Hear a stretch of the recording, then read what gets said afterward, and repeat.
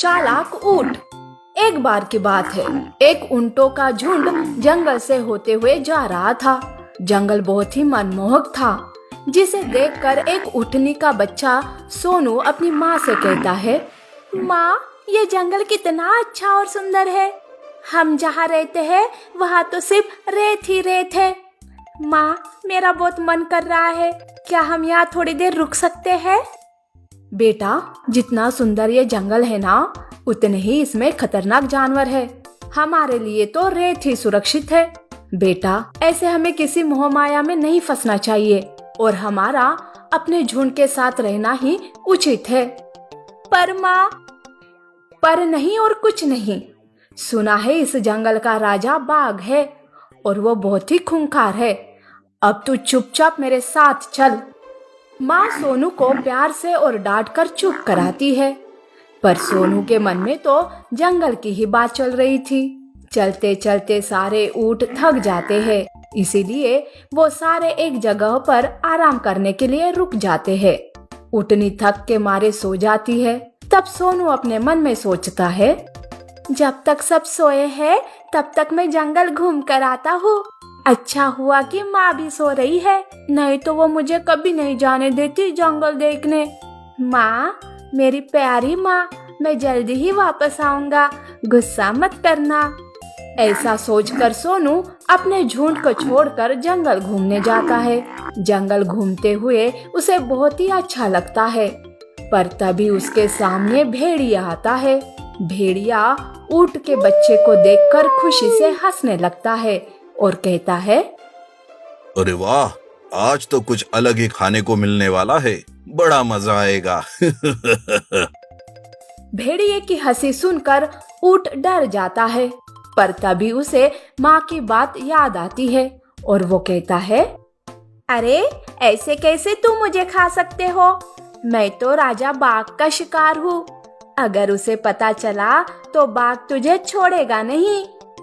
अरे चुप कर, अपनी जान बचाने के लिए ये बहाने मत बना मेरे सामने। ठीक है, फिर मिटा दो अपनी भूख मुझे मारकर। जब बाघ यहाँ आएगा और तुम्हें मुझे खाते हुए पाएगा ना, तो तुम्हें खुद ब खुद समझ आएगा। अब भेड़िए को सोनू की बातों पर विश्वास हो जाता है। भेड़िया बाघ के डर से वहाँ से भाग जाता है। सोनू राहत की सांस लेता है कि तभी वहाँ बाघ दहाड़ लगाते हुए आता है। बाघ की आवाज सुनकर सोनू मन में सोचता है, बाप रे, बाघ का नाम लिया और शैतान हाजिर भी हुआ। अरे बाप रे, अब कौन सा प्लान बनाऊं, कैसे बाघ से छुटकारा पाऊं? सोनू भागने की कोशिश करता है कि तभी बाघ सोनू के सामने आता है और कहता है, अरे ऊँट के बच्चे, कहाँ भाग रहा है मुझे देखकर? मुझसे बच पाना इतना आसान नहीं है। नहीं, मैं कहीं नहीं भाग रहा हूँ, मैं तो बाघिन की राह देख रहा हूँ। बाघिन ने ही तो मुझे यहाँ लेकर आई है, मैं उसका खास मेहमान हूँ। तब बाघ मन में सोचता है, बाप रे, अगर ये बाघिन का मेहमान है तो मैं इसे कुछ भी नहीं कर सकता। बाघिन को पता चला तो वो मेरा जीना हराम कर देगी। इससे अच्छा है कि मैं यहाँ से चला जाऊँ। बाघ बाघिन से बहुत डरता था, इसीलिए बाघ भी वहाँ से चला जाता है। सोनू राहत की सांस लेता है और वापस माँ की तरफ जाने लगता है, पर सोनू तो रास्ता ही भटक जाता है। जो सोनू जंगली जानवरों से नहीं डरा था, वो अब माँ से बिछड़ने से रोने लगता है। उधर सोनू को न पाकर ऊँटनी चिंतित हो जाती है। अरे मैंने सोनू को कितना समझाया, पर ये मेरी बात कहाँ मानता है। अब मैं इसे कहाँ ढूंढूं? कहीं जंगली जानवरों ने मेरे बेटे सोनू के साथ कुछ किया तो नहीं होगा ना? तभी झुंड का एक ऊँट कहता है, ऊँटनी, तुम जाकर बच्चे को ढूंढ कर लेकर आओ, तब तक हम यही तुम्हारी राह देखते हैं।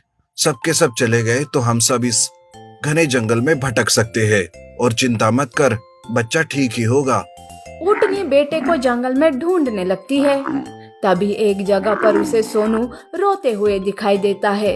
ऊँटनी सोनू के पास जाकर कहती है, बेटा सोनू, बेटा सोनू, तुम ठीक तो हो ना? तब सोनू माँ को देखकर खुश हो जाता है। अपने आंसू पोंछकर अपनी माँ को सारी बात बता देता है। तब माँ कहती है, अरे वाह, आज तो तुमने बड़े ही बहादुरी का काम किया और तुम्हें अच्छा सबक भी मिल गया कि कभी अपने झुंड से अलग नहीं होना चाहिए। बेटा, आगे से ये बात ध्यान में रखना, समझे ना? माँ सोनू को लेकर अपने झुंड में चली जाती है। सारे सोनू को सही सलामत देखकर खुश हो जाते हैं और अपना आगे का सफर शुरू करते हैं। नीति: दिमाग से काम किए तो हम बड़ी मुसीबत को भी यूं दूर कर सकते हैं।